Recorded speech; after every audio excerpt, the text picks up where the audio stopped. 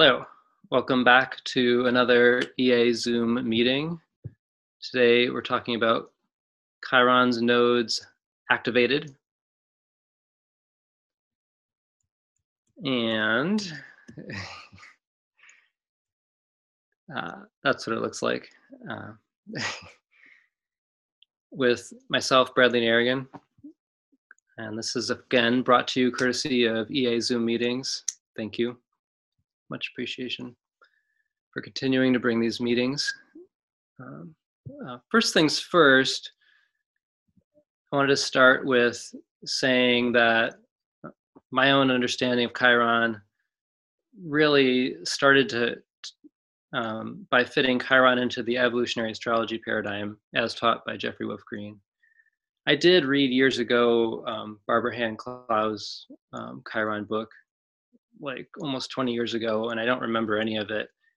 So by the time I got into evolutionary astrology, I think the only thing I really remembered is, it's like the wounded healer, and the rainbow bridge. But using the paradigm that Jeffrey Wolf Green taught really helped me expand upon Chiron in a new way, integrated way. And I started to write about Chiron and its nodes. So that material and writings became part of a larger collaborative project and began working on a book. So the material that I'm sharing here today on Chiron's nodes is actually part of an unpublished manuscript, Finding Our Way with Evolutionary Astrology and the Planetary Nodes, by myself, Bradley Naragon, and Darlene Tate. So very excited to be here today and share some of this. Material is very dear to my heart, and thanks for this opportunity. Understanding Chiron within the evolutionary astrology paradigm. So, as you probably know, Chiron is one of the few centaurs in our solar system. And so what exactly is a centaur? What do astrologers say a centaur in the solar system is? Here's a quote from Nick Anthony Fiorenza, if I'm saying that last name correctly. The centaurs generally act as unique escorts from one planetary realm to another. For example, Chiron links the realms of Saturn and Uranus. Pholus links the realms of Saturn and Orcus. Absolus links Jupiter and Neptune. Basically, the centaurs link the realms. Fun fact, Chiron was discovered in 1977 while transiting its own south node. Just a side note.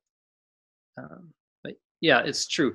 Because Chiron travels closer to Earth than the Saturn, and then it goes way out there by Uranus, it's really bridging the realms of Saturn and Uranus. And in evolutionary astrology, we're familiar with Saturn being the barrier or limits of consciousness, and Uranus correlates to the individual's subconscious or unconscious.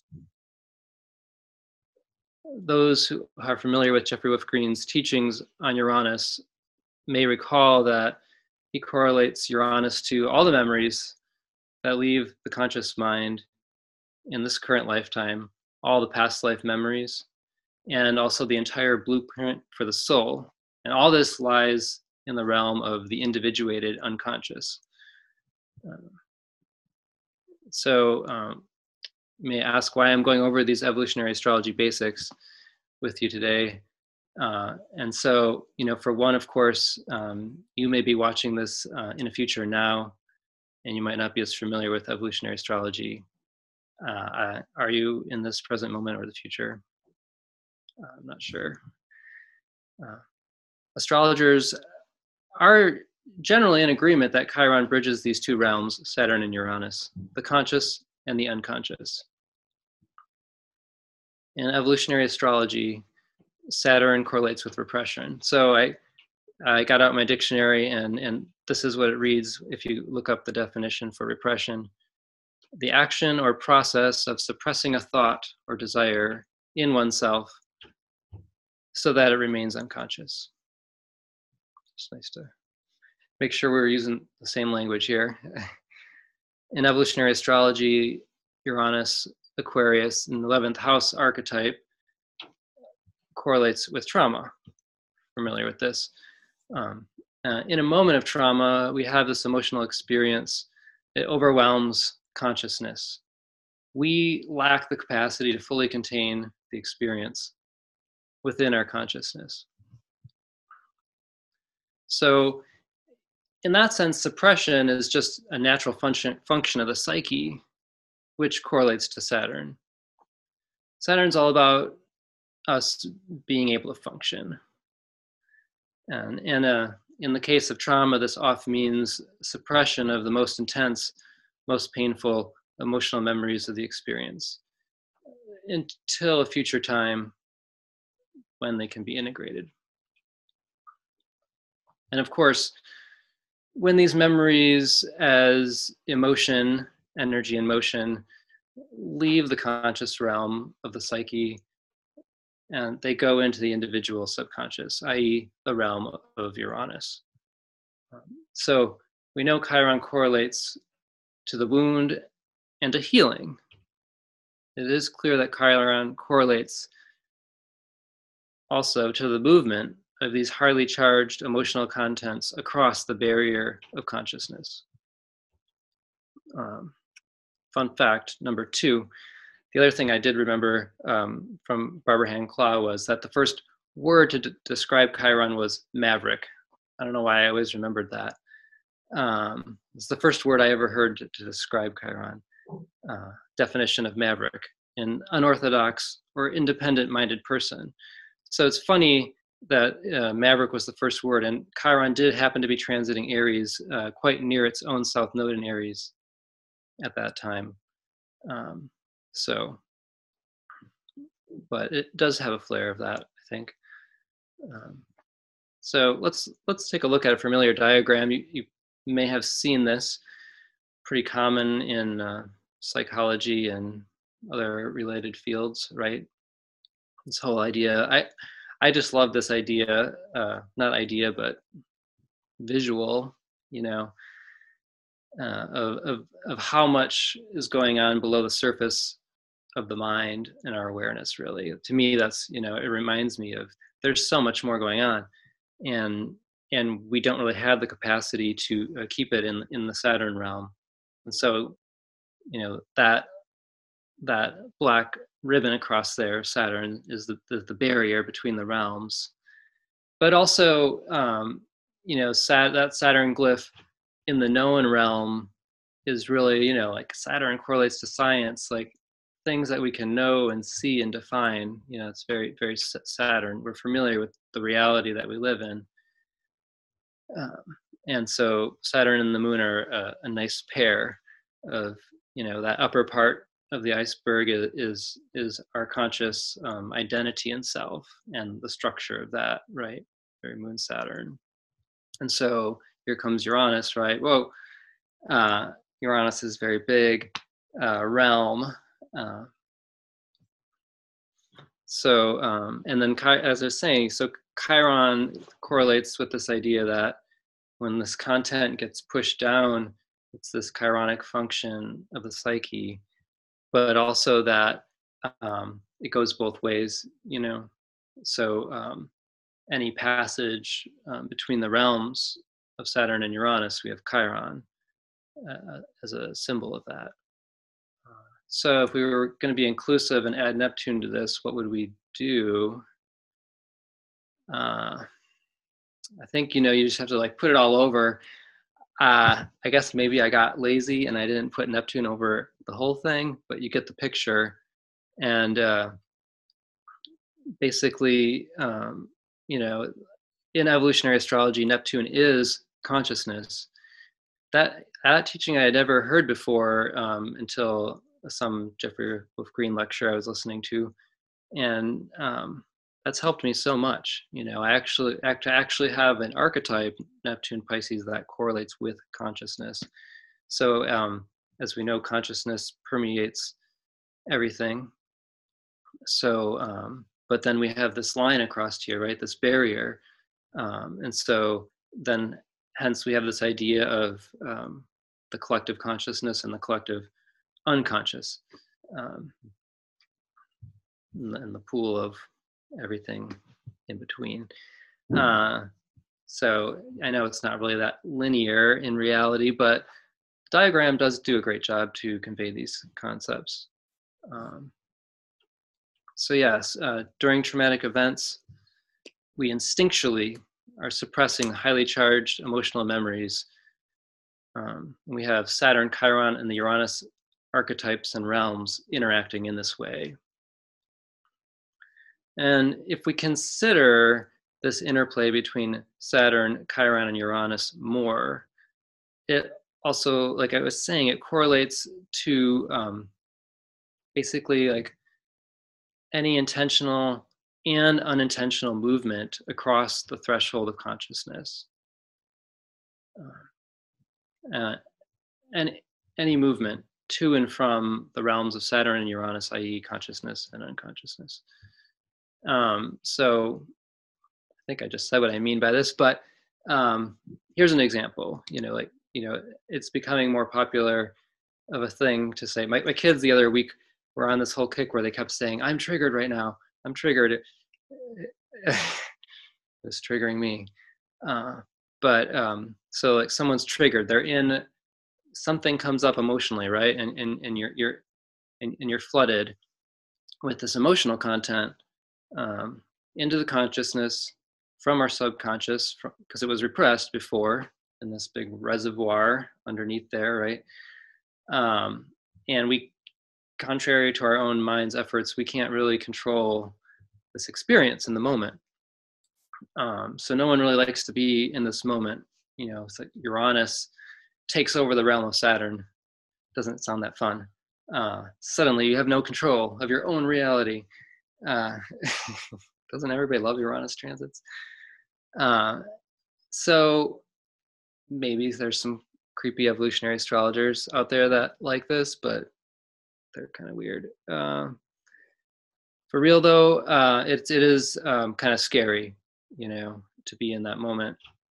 And the idea that we can simply start reliving a past trauma at random in our lives. I mean, reliving trauma, reliving painful memories, and lacking this ability to integrate and control the experience. However, saying that, it's also true that if we really had the capacity to analyze a random moment when someone is triggered, I really believe that there's going to be clues in all those moments that could lead us back to that root of the trauma, if we could objectively see that. Saturn, we could say, wants us to integrate and to become complete, to be whole again. Doesn't that sound nice? Saturn. Of course, Uranus wants us to liberate. Cooperation between these realms is possible, and Chiron is the key. In the Uranus realm, we have our soul fragments, these split off, wounded parts of ourselves from the current lifetime, from past lifetimes. And I just want to take a moment here to honor Saturn. Saturn, Capricorn, 10th house. We all know it gets gotten a bad rap for a very long time. It's very sad.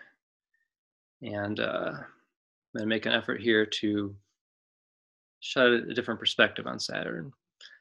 In my opinion, one of our cultural problems with Saturn stems from our consciousness for millennia being conditioned by these distorted perversions of natural laws. We probably agree on that. To the point now that we're needing to rediscover how to live in harmony with natural law. Or at least, how do we find some balance between living and existing in this modern linear time culture reality, and the patriarchal cultures that we're living in these days, and also find that balance with natural cycles of time. I mean, to me, one of the biggest examples of this is that if a woman starts to bleed, that could be really like it's a yin inward releasing sacred time, and to be on a linear time which says nope, you need to be out this place and time doing this task, and then that doesn't bend or sway. It's just like indirect conflict with each other. It doesn't make sense. um, so um, so yeah, we're talking about patriarchal culture, the dominator oppressive cultures, and these forces that have shaped past. It's bent and twisted our perception of time itself, because Saturn, it's a yin archetype, right? Capricorn is a yin earth sign. Saturn is yin. I've been saying fema yin. It's kind of this, I know it's really cheesy. So Saturn in a distorted expression is father time. Saturn undistorted is grandmother moon. So I want to come back and reclaim that Saturn is yin, it's feminine, it's grandmother moon. Because grandmother moon knows that time is cyclic, it's not linear. All things return in time. All memory and motion in its own time will naturally come back into our consciousness with the intention to reintegrate Saturn. Grandmother moon teaches us the wisdom of integration. Nothing actually is leaving us. All of our experiences, they're all alive in our consciousness. They're all alive right now, but separate, buried in the past. And the sum total of everything we've experienced, all that we are, is accessible. So there's this deeper wisdom which many of us know of, and inherently we do know and we can remember. Purpose of grandmother moon as Saturn is, to me, the great nurturer, guarding and protecting our consciousness so that we return to and integrate these fragmented parts of ourselves in our own natural time. And only we know that time. Someone else doesn't know that time. I've seen this too, where people have abilities to see other people's stuff, and they'll want to heal it. They'll want to actually sincerely help them and heal. But if they're not in their time, natural time, and ready for that, it doesn't work. Which is kind of one of the reasons I really love. A couple of years back, Mark Jones was really on this teaching theme of the presenting issue, right? And I really loved that because it really drills down this idea of what's coming up for the individual and what we know for ourselves. If we're working with that, that's the wisdom to follow, not what someone else is telling us. But yeah, really, who can function if we're hit with all the memories of all our lifetimes at once? That would be insane. This is a little tangent, just for a second. And so, like, many times we do go beyond the barrier into the realm of Uranus, beyond the catalyst of an event in life or a substance. Dane Rudger called these like these peak experiences. You have this Uranus transit, or you have this thing, and you just kind of, holy crap, and then it's this high, right? That Uranus energy is this high vibrating energy, but the challenge then is to reintegrate that back into consciousness. And is that possible? And I think like a lot of people have these, experiences where they can see into beyond, like psychedelics and other substances. But you probably all know someone, or at least know someone who knows someone who's had that portal, that barrier opened up, and they didn't get to reintegrate, and now they're not really functioning so well. that's something that's real too. Um, so we could revisit that maybe, but we're just going to keep going here. So if I think of Chiron in a really positive sense, I think that a really great representation of this is the shaman, archetype of the shaman. Because in shamanic practice, it's actually, you're choosing to journey into the realm of Uranus. You're choosing to journey into the realm of the underworld. So you're choosing to journey into the collective consciousness and beyond the little ego self. And so in order to do that level of journeying work, we need to have chironic keys of wisdom to open the gates, the barrier of consciousness. I just think that, like Chiron, the glyph itself looks like a key, and that Saturn is like kind of like gate. So yeah, in a sense, all the centaurs are shamanic in nature because of this. They link and cross the barrier and bridge the realms.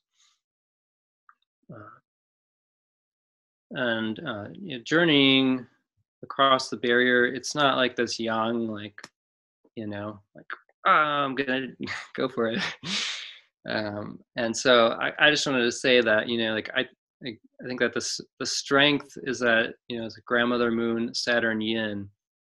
There's the strength in the yin, and in this process, we're learning to allow, we're learning to soften, and we're learning to flow with the currents that are greater than us, navigate that. And of course, there's many things that can help us on this journeying. And the lie that we're even alone ever, as a Saturn distortion. And wisdom Chiron teaches us is that it's healthy and helpful to have support and allies, teachers, spirit animals, other spirit guides and supporters. We know that Uranus, as much as it correlates with the individuated unconscious, it's also the archetype of the group, the tribe, one's community. And so to go all the way down or out or beyond, crossing the barrier, we reach the other side, and we gain and deepen the wisdom that we're not ever alone. On this journey, we meet plural aspect of self and the universe. And I have Uranus there, but it also is like, it's like once you cross Uranus, like you're also in the Neptune, you're in the beyond realm, right? So before we get into Chiron's nodes here, because we are,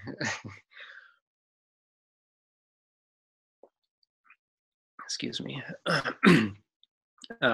This here is for some that know me well.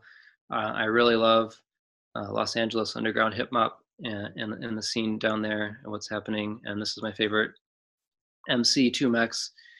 And I wanted to read some of the lyrics of one of his songs that he writes here.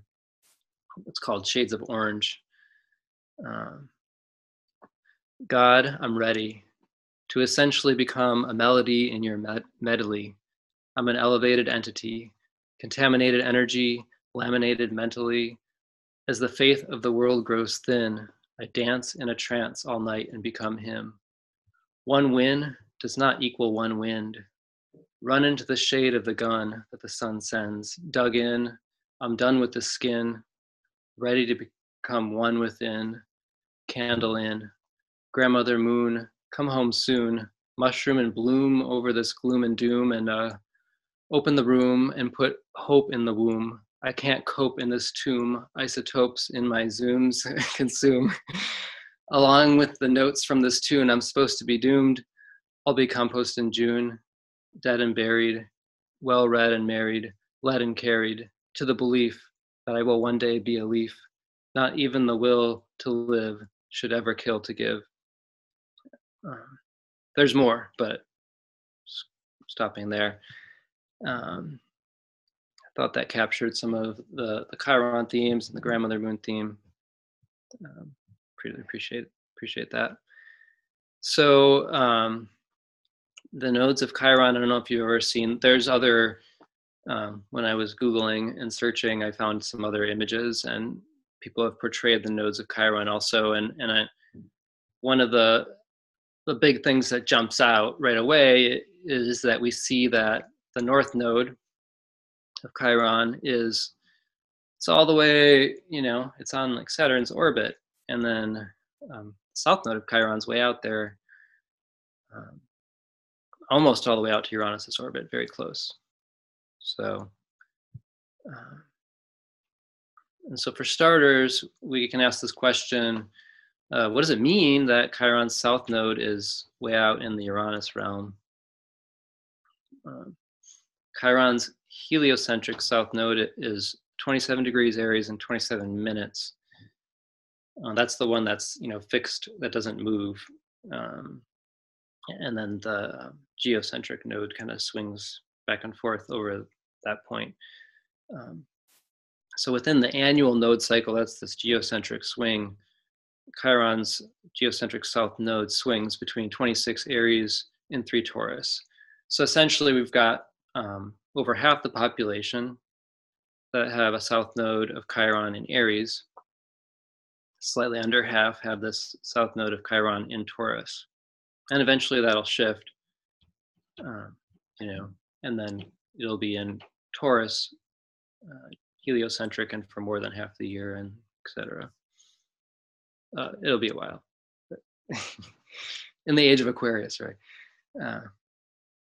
So to begin to understand Chiron's south node, we need to look at all the possible Aries and Taurus Chiron themes. Sounds like fun. And synthesize this into the fact that the south node is way out, beyond the barrier of the conscious mind, Chiron land. To say this another way, the past healing and wounds which correlate to Chiron's south node, for individuals and for the collective, they're buried deep in the subconscious realms. So we would probably say that anyway, but just the fact that the south node aligns with that being out there, it's really fascinating. It's kind of hard to actually know what to make of it, because it's all we know. We haven't been living in this moment where it was somewhere else.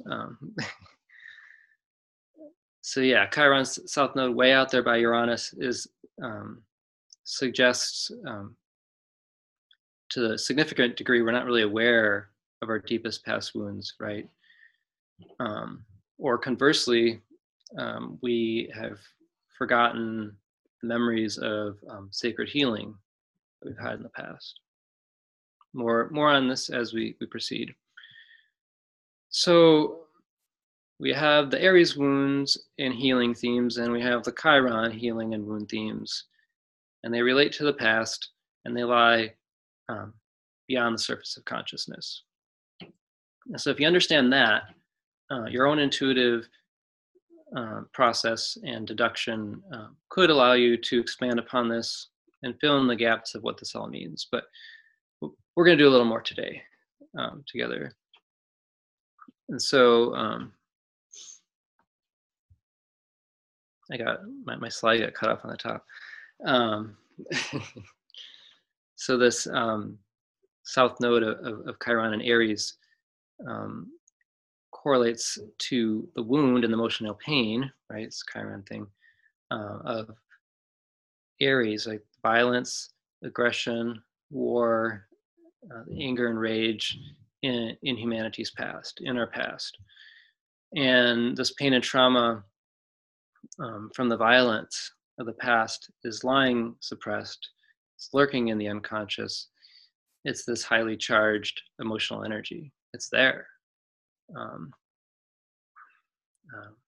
It wants to be integrated. And I'd say that how we do this does relate to the north node of Chiron. But before we get into that, I wanted to do a bit more on the south node.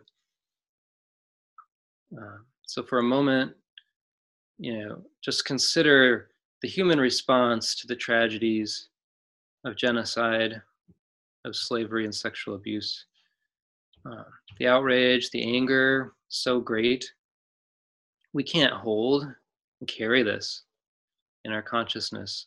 How could we hold all that and function? It's not possible.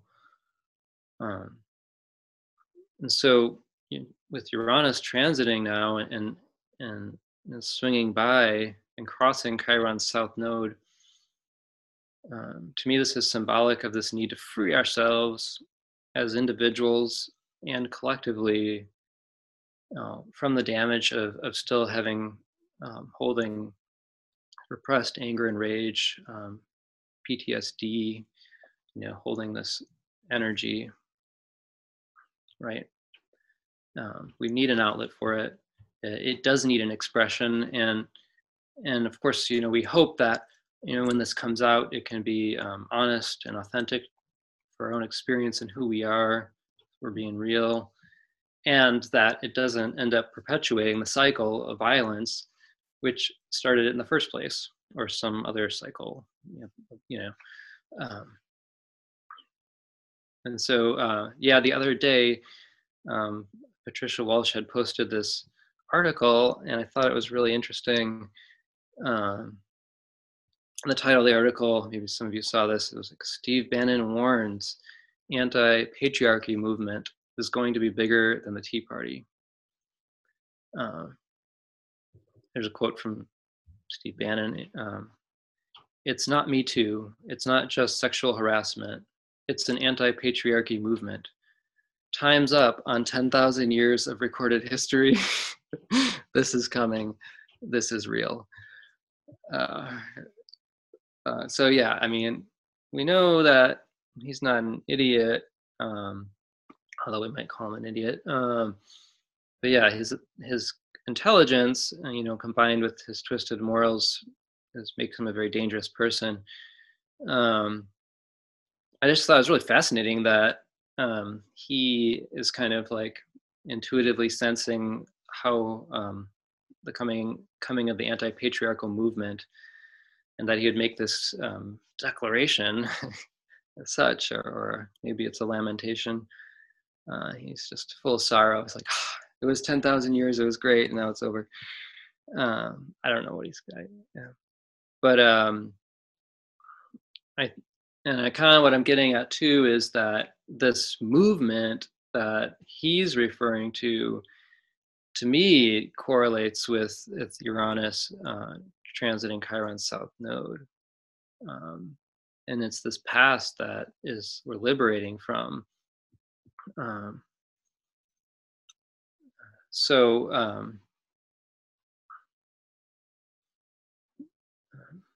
It's just kind of saying what I already said. But when we consider the wounds that correlate with Chiron's south node in Taurus, because as we stated, the geocentric is spending under half the year in Taurus.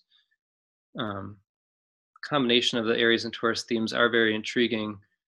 Now, just to get into some of these Taurus Chiron themes, if you think about it, and this is where I would say it's like really for me, the understanding the Taurus in the EA paradigm was really how I was able to kind of just be like, well, of course, like the first thing that I learned about Taurus in the EA paradigm is that it correlates with this root desire to survive, right? So a Chiron wound of Taurus is the struggle to survive, right? And the phrase of oppression. And you could say that we experience oppressive elements of living in the natural world, but really in referring to a lot of the oppression in cultures that we've had for centuries and centuries now. And the concept of possessing things, right? Chiron, what we possess. And like just that we would like own an object, we'd own the earth, part of the earth, the land itself. And the concept that you'd own life itself, right? Slavery. So these are deep Chiron Taurus wounds. The wound of our lost sacred relationship to the earth and the realms below it. We got like cut off from all that. So, with Taurus, of course, you can be barely surviving or you can be thriving, right? And yes, we want to be going towards thriving. Uh, and this past pain correlates to these emotional memories with the Taurus Chiron, right? Lacking the resources to survive, lacking this connection to the earth, um, also lacking of self-value and self-worth, clearly stemming from all this conditioning, right? From patriarchal dominator cultures, controlling through fear and violence, destructive ways. Very aware of this. I think it was Rihanna Isley in the Chalice and the Blade that got me that concept of the term dominator cultures. That's what she used to give credit on that. But yeah, I think that, I know that anyone here who's done any type of counseling work, this lack of self-esteem, I might revisit that. Um, uh, so not more Chiron Taurus wounds, the wound, a relationship to our own body, to our own sexuality, however that is for us naturally, a loss of sacred sexuality and culture, and furthermore, Taurus Chiron wounds correlate to the loss of honoring the body as a temple, distorting natural laws. Man creates sky god religions, separates spirit and flesh. That's a Chiron Taurus wound also. As if the earthly mundane realm, Virgo, was devoid of the divine Pisces. In evolutionary astrology, the path to spirit, Pisces, is through self, Taurus. So another really deep and painful spiritual wound with South Node of Chiron and Taurus is this, and it's been repeatedly beaten and tortured into humanity, is the concept that we actually can't access spirit and divine from within ourselves. And so, yes, patriarchal cultures rely on keeping power and control, and by keeping individuals believing that we lack what we need. We see this show up. And success in that is also coupling that belief by limiting, nurturing, healing resources into communities while allowing these poisonous toxic elements to come in. So, it's like all the imaginable potential manifestations of these themes correlate to the South Node of Chiron and Taurus. And the fact that the South Node is way out by Uranus, I'm saying it again, that these painful memories are deep in our psyches, way beyond the gates of our mundane awareness in the general, normal.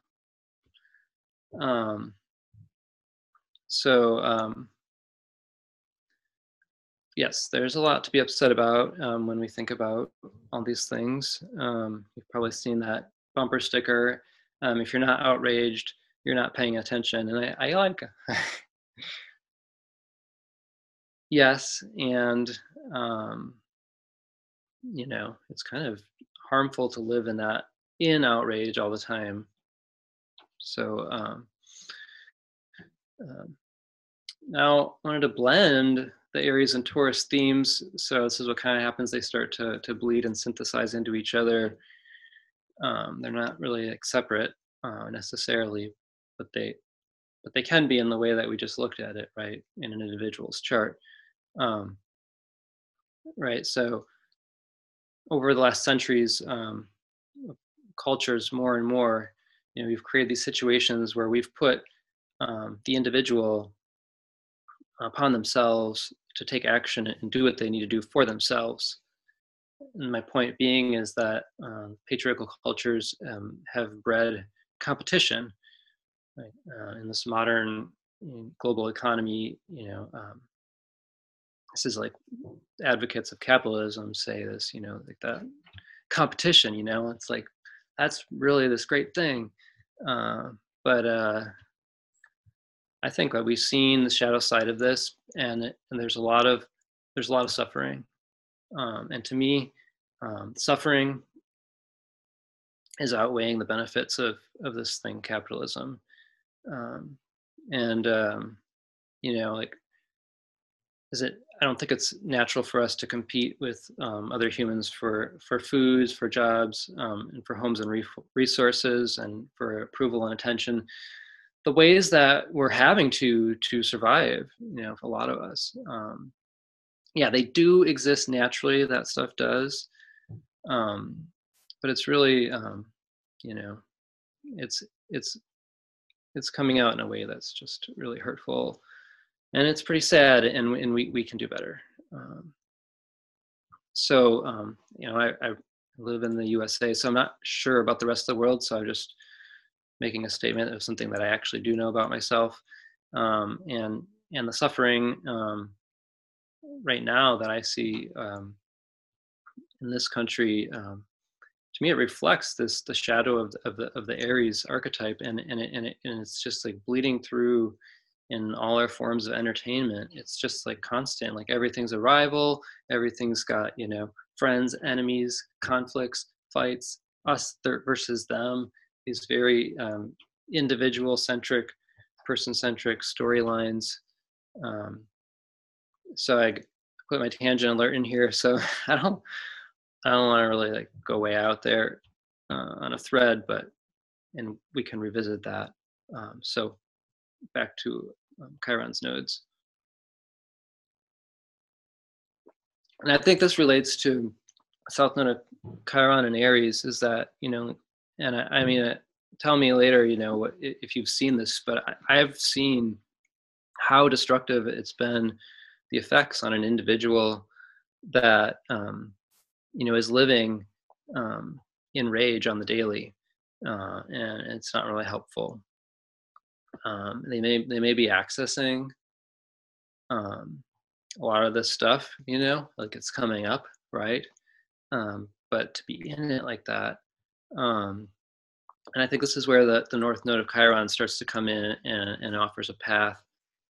But before we go there, um, back to Uranus transiting the South Node of Chiron.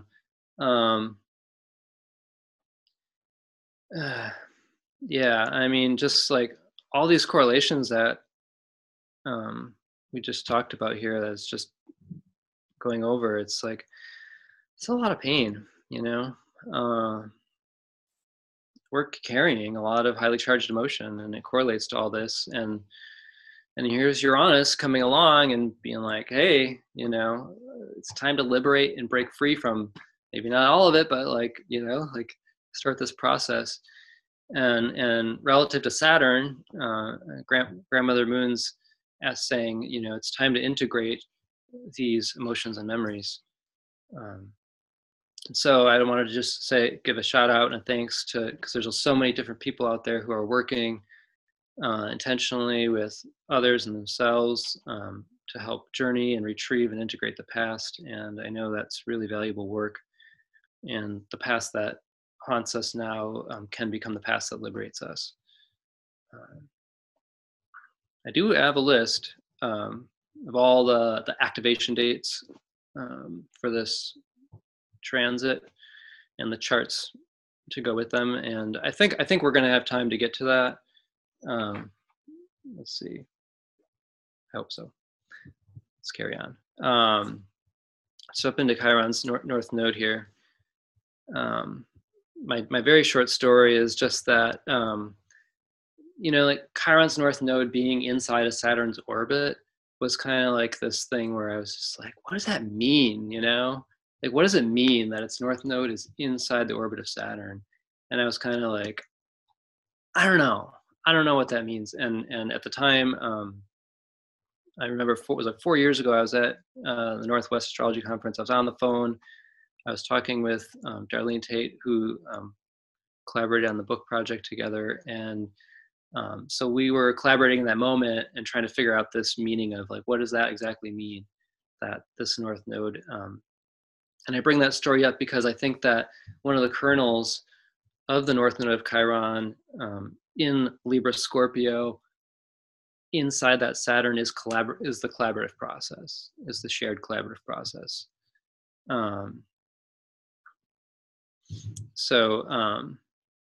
The broadest interpretation of Chiron's south node out by Uranus and the north node in by Saturn, we're called to bring from the unconscious, individually and collectively, our past pain, wounds, emotions, and trauma, and integrate this back into our consciousness. That's simple. So maybe you're like, yeah, of course. But I just, again, it's interesting that the nodes tell that same story. And we're going to expand upon that concept and synthesize the archetypes of Libra and Scorpio into what we understand for this Chiron's nodes. So that's what I was saying, is just like my initial efforts were in collaboration, and that was kind of this kernel of that north node. Libra's collaboration, Scorpio stronger together. So that was like the in the States, the cooperative movement among grocery stores, which I know most of them aren't really like true cooperatives these days, but the slogan that we've had, the National Grocer Cooperative, is stronger together.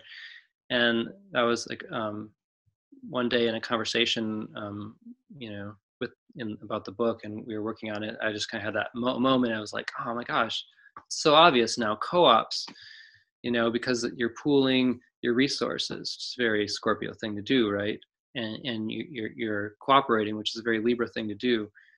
So to me, I just wanted to say that cooperatives themselves, as a business model and a way of approaching things, is a great example of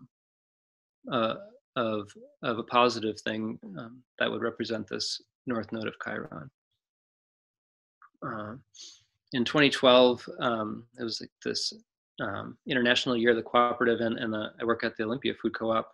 We did this exchange with some compañeros from Seco Solo Cooperative.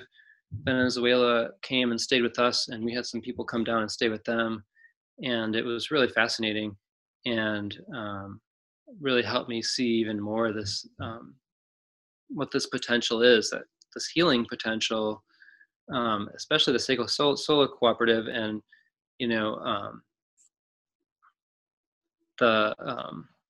things are really, really, really hard in Venezuela right now. They were less hard then. It kind of has gone up and down, but things are really tough there. Resources are really thin, and getting to get back together is like one of the only ways to survive. But that like the co-op offers healthcare. There's a healthcare co-op within it, and there's one that does funeral and burying, and it's like the cost of it's a whole in this country, it's just this huge disgusting industry. So I loved that they had that, and I think it's really healing that they have it. It's very Chiron North Node kind of thing. Switching on topics a bit, I did notice that the Me Too movement this fall actually timed with Uranus near the south node of Aries, and then Jupiter came up and transited the north node of Chiron in Libra, and then goes into Scorpio.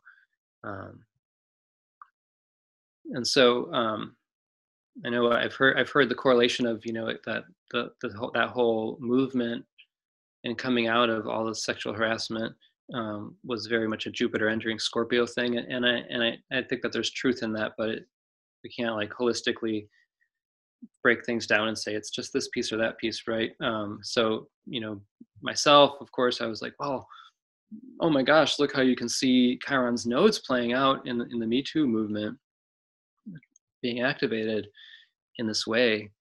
And so, right, and the fact that Chiron's north node is in the orbit of Saturn, which of course another thing, Saturn is society and mainstream culture and consensus reality. Those are other Saturn things, right? So I think that to have actually like mainstream media reporting on stories, and of course the media is always whatever, but listening to women at this mass um, culture level definitely is that that the Saturn North Node aspect of it, bringing it in to the mainstream culture. Um, so I do think it is important that we collectively bear witness in that way, and that I believe that that's one of the meanings of Chiron's North Node, that bearing witness at the societal level, Saturn level, that there's really great healing potential, because there's a lot that's not being witnessed and seen and acknowledged. Um, so another reason that the Me Too movement symbolizes the North Node of Chiron, right, is that the voices of women, and then other men and others not even identified with binary gender people, right, together, had the power needed to facilitate some healing and change. So that's that power, in people coming together, right? So, relative to this North Node of Chiron in Libra and Scorpio, this isn't like we got one person who's the savior, and it's like, it's coming together, strength together. Relating back to the South Node of Chiron Aries, as we're healing ourselves, with support from others, Libra, Scorpio, we can return to this place where we have courage and the motivation to do this work. So you can see how we're healing that past wound, right? Because a wounded Aries doesn't have the courage to go in, right? It'll stay in like fight or flight. It'll be like more than, or it'll be less than and cowering, or like so. So when we can heal that Aries piece, we're healing ourselves and our ability and the courage to do this work. But it's also done through this the mirror of other Libra, right, and the cooperation and the collaboration. So yeah, I don't know if any of you noticed this, but I've noticed that if you have just one person as an individual come out, um, and call out something that's like really messed up, sexist thing going on, or racist, oppressive, violent behavior, or some other BS, often they end up paying a price. They get, I've seen it, it's like someone gets hung out to dry alone, and like they're not getting the support they need, and there's a risk. There's a risk. So I think that the meaning of the North Node in Libra Scorpio is it's like we need to seek our allyship out. We need that support from other people. We need to find our people who listen and bear witness.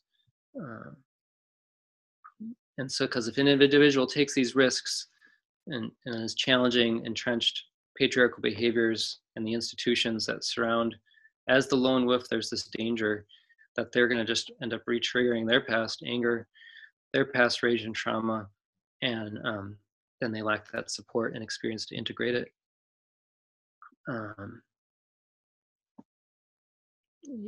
But yeah, and that the experience, needs to be shared Libra. And so if we're doing the Aries fly solo thing, doing the Taurus, we're going to contain it. It's a great recipe to, live in this triggered emotional state to a point of self-destruction. Yeah, and it's very real, and I'm really concerned that we don't know how at times to be allies to those suffering. Just embrace constantly learning how to do that. And I think that can start by just like acknowledging and bearing witness and not ignoring it,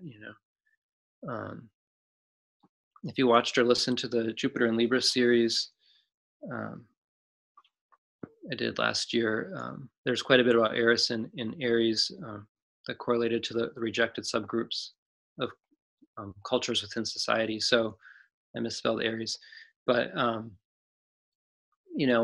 that's that it's not a separate Aries, because Eris is in Aries. It's not a separate theme, right? We part of the whole, thread of Aries is this Eris, is the part that we rejected and we're ignoring, and we're not bearing witness to. Um, yeah. So you know,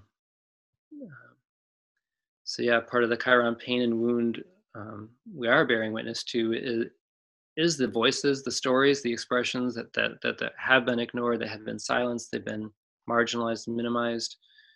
Um, and so, if you go big picture here, I encourage you to ask yourself, what are all the possible correlations?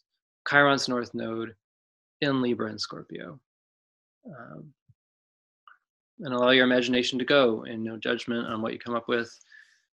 I don't know if we have time on a slight tangent, but uh, this guy, Theodosius, I call him a real a-hole because this is like ancient Rome. He's the one that decreed the snuffing out of the Vestal Virgin's sacred flame. So here's this chart. Check this out. So the inner chart, of course we don't have birth time, but the inner chart is Theodosius, and the outer chart is the actual date of the extinguishing of the flame, right?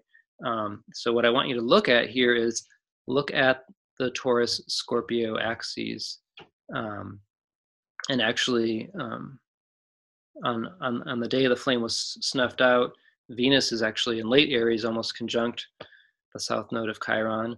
Pluto's in early Taurus. This guy's got his Vesta at 2 degrees Taurus. Really trippy, right? And then on that day, Saturn was transiting right opposite that Vesta in Scorpio. I think that when Chiron's heliocentric modes, when the nodes go into Taurus Scorpio, that we are going to see this theme of sexual healing potentially returning a lot more than it is now, and possibly we might start seeing that reintegrated into some societies, these lost rites and sexual rituals.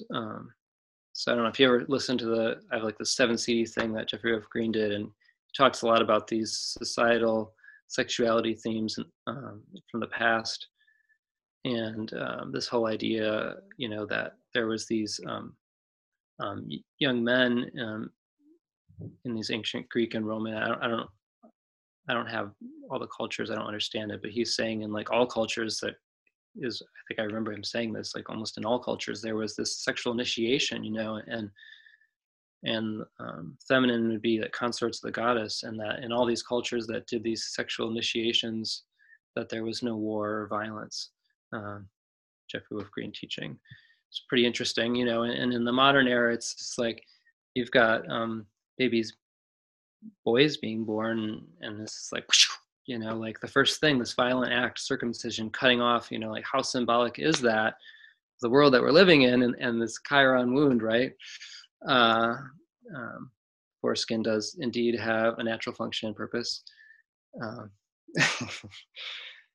So if you've done evolutionary astrology for a while, or any form of counseling, I think I was saying this earlier, that you've probably observed like how deep the wound goes, the wound of self-value and self-worth. And I correlate that to this Chiron and Taurus wound, and gosh, it's very sad. It's very deep. It's very real. And I repeatedly encounter the depth of individuals not honoring and valuing themselves, and believing they're not worthy, and it might even be more actions than words. Scorpio, back to our North Node, it correlates with intimacy, right? Into me see, and Libra, right, is the mirror of others. So in the realm, this is the realm which a lot of the healing is going to happen. To be with another, to look into their soul and bear witness to the beauty of who they are just by being who they are and reflecting that back to them. That's healing. That correlates with this, right? Okay, tiny print. This is the list of dates, and I have like a minute or two left. But they're all labeled, so I'm just going to jump into the charts. And so this was like last summer during the eclipse time, and Uranus got really close to its own south node right at that eclipse. So things were getting kicked up, and then right, and then the Jupiter-Uranus opposition was in September. A lot, and to me, that Jupiter-Uranus opposition really activated the nodes of Chiron, and it was, right after that we had. Here's another chart for, I believe this is Uranus and Jupiter activating. But this is the chart for the Me Too social media movement beginning. And then there's, of course, there's Mercury, right, at 28 Libra. Social media, sharing over open media. I mean, the symbolism of that, right? And to know that it aligns with the nodes of Chiron. And Jupiter had just gone into Scorpio. Pretty fascinating. And then in October, the Sun. This is the chart for the Sun that also was on the north node of Chiron, October 22nd last fall. And then we jump ahead a little bit, and this was kind of what I saw as one of the next big activations. We've got the Sun and Uranus conjunct that south node of Chiron and Aries, April 19th. So something to look forward to. Let's see what happens then, right? And then we move forward into May, and we've got one more after this. Uranus conjuncts the heliocentric south node of Chiron. So again, that last one was the geocentric, and then this one is Uranus hits that heliocentric south node of Chiron exact May 4th. So let's see what's bursting forth and breaking free, right? End of the 10,000 years. And then this one's really interesting too in August, because now we have Uranus conjunct the south node of Chiron, but it's the geocentric south node, and it's in Taurus. And so I was, I don't know, where are we at with time? Because I know it's at 6 you or can 7. Keep going. There's no, it's open-ended, this meeting. Oh, okay. Yeah. Well, I can finish these. Thank you, Linda. I can finish these slides. And so, yeah, just to throw another correlation in there before we go, that, right, Aries war, and, Chiron and Aries is about healing this, right? So, and, if you throw like Uranus and Aries and Chiron all together, doesn't it kind of suggest that, that the like PTSD, war trauma, and healing? I think I have, yeah. So Camille Mac Bika, totally don't know how to pronounce this. Apologize. This is from an article in Truth Out. And just to read this quote from the article, it's really fascinating. They write, consequently, psychologically, emotionally, and morally injured veterans must be recognized as combat wounded and therefore eligible to be awarded the Purple Heart Medal. To do so would send the message to veterans and members of the military community that psychological, emotional, and moral injuries are real and legitimate wounds of war, not a source of shame, weakness, and embarrassment. More importantly, it would encourage them to recognize, accept, and seek treatment for their injuries. So I think this is going to be like, it's known, and it's something that's being talked about, and war keeps happening. We have, people born with PTSD from war from the last lifetimes. We have all these people coming back and need to get reintegrated. into, Saturn, our society. And so, groups where people can share experiences, to be heard and seen, and like all these things that relate to this, I think are really important. I think. Oh, that was my last slide. So I'm gonna end my screen sharing if I can find it. Here it is. So I do have some time to stick around if anybody wants to ask a question or make some comments. We can go into that. So, Bradley, when do Chiron's nodes move into Taurus, Scorpio? You had to ask that. Oh, no, sorry. Just kidding. Would it be hundreds of years or sooner? I will have to look it up. I didn't look it up. It's going to be a while, though. I don't think it'll be in our lifetime. Oh, okay. But I don't know if it's like 100 or hundreds. But it's not like 1,000 or anything, Oh, okay, thanks, Bradley. Any other questions? Can I ask a question? Of course. Hi. Go ahead.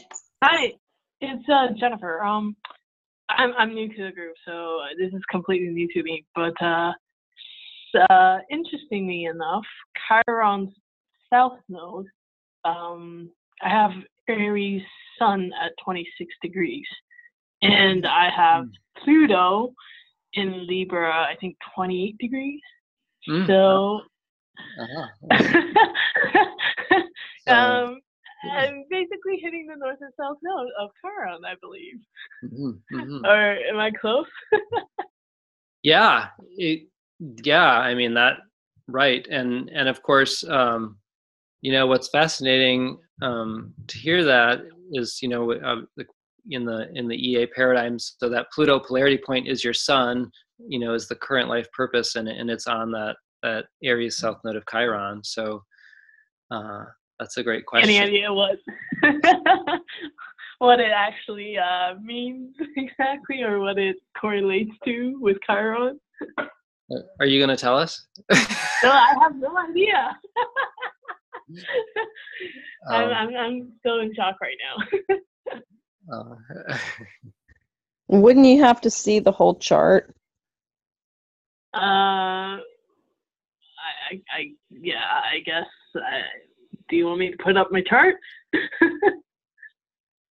Well, if it's got your birth data and full name, we can't have it up. Okay. Yeah, that's probably not. I probably don't have something quite. Well, I mean, of course, having the context of, in EA, we always say house first, so it's like, well, what house is that in? But even without knowing the house, I think just going into the fact that the sun is the, it's like, it's something that we're expressing, this energy that, like we're creating in the world. And the fact that it's on that south node of Aries, I mean, to me, it just kind of, knowing that brings me a lot of questions, so it's like, because I don't know, like, like what do you see as your calling or your purpose in life, like what are you doing in the world, what do you want to be doing, like, has anything that we talked about today been like something that you've connected with, so it could express in so many different ways, that I certainly don't want to like put anyone in a box or limit what it could correlate to, but just kind of ruminating on that, it does correlate to this, your own past wounds and healing, but also at a collective level, and what that means with your purpose in this life. I don't know. Okay, cool. Thanks.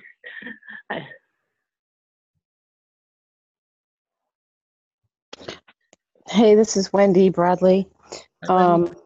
Hey, wow, loved your presentation, and really resonated with a lot of it. And made me think of a lot of things. One, USA chart, Pluto 27 Capricorn, right? Squaring that nodal axis. Good point. I hadn't thought of that. Yeah, that is very interesting.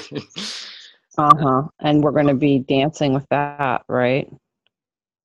So with Uranus crossing it, and then Pluto moving into, Chiron moving into Aries, which, by the time it gets to those points or those degrees, that'll be a while, but that's interesting. That's a really good point. Huh. Yeah. Yeah. I mean, I think the thing that stands out for me the most is the Saturn Capricorn distortions, and I'm a 10th house Saturn retrograde Chiron conjunct Chiron retrograde opposing Uranus, Pluto, Venus in the 4th. So squaring the nodes, and the south node of Uranus is on my south node. So, when people like talk about my chart, we get very mundane or practical about Saturn, which, everybody has to be practical to live here in this world to a certain degree. But I'm very Neptunian, right? I'm like way out there in so many ways. But everything you talked about, I mean, I don't resonate to Saturn as father time at all. And I've written about it quite a bit, about that distortion with Capricorn and the reclamation of Virgo and Capricorn from the patriarchal constructs. Because it is distorted. It's turned something juicy and earthy and healthy and mature and wise into like this cold iron core, reality. Anyway, needless to say, I really, really resonate with everything you said. The whole topic. Thanks. And I'll just add, I was thinking about the lady that shared about her son at that node, and I was thinking maybe she's Wonder Woman. Maybe. Hi, Bradley. It's Carly. Hi. How you going? That was amazing. That was, wow, the whole thing. I loved Grandmother Moon. That's beautiful. I'll be holding on to that one. And Tumex, he's awesome. I straight away went and followed him on Facebook, so I'll be keeping an eye on him. Nice share, thank you. Yeah, he almost died last year from diabetes complications, and he had one of his legs from the knee down cut off in the hospital. And the first time he toured, he came through my town, and that was really special for me to get to see him live. And there was, like very few people there, so I was just kind of hanging out. Those lyrics were beautiful, really beautiful. Thank you. Thanks.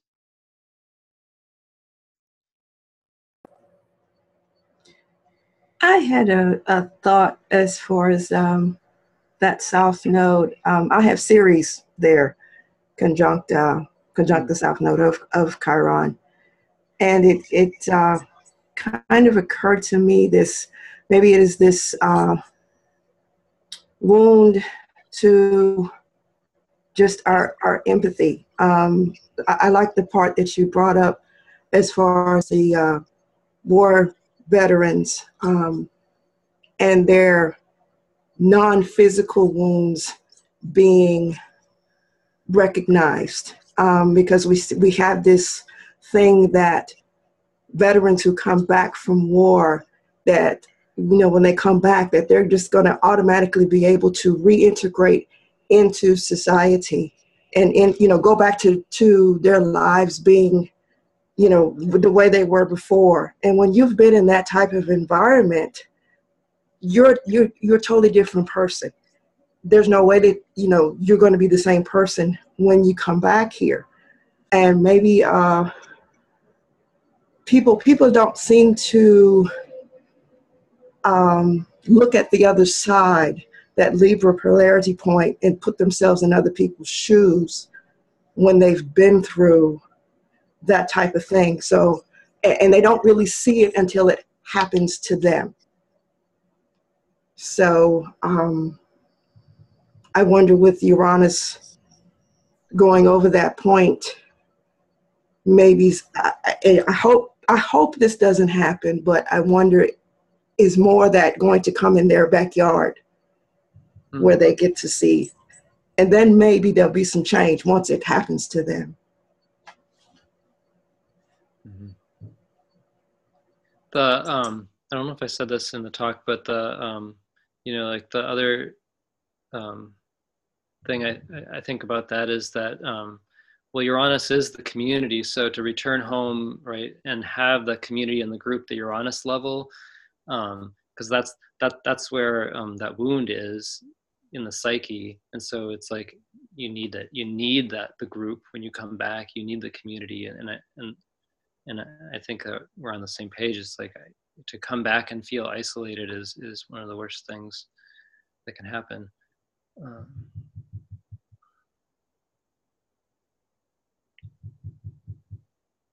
Okay, thank you so much, Bradley Naragon. Thank you so much. Yeah, thanks again. I really appreciate the opportunity and everything you do for this. So, okay, thanks from all of us. Catch you next time. Bye. Okay. Loved it. Thank you. Thank you. Thank you. Excellent. Bye-bye.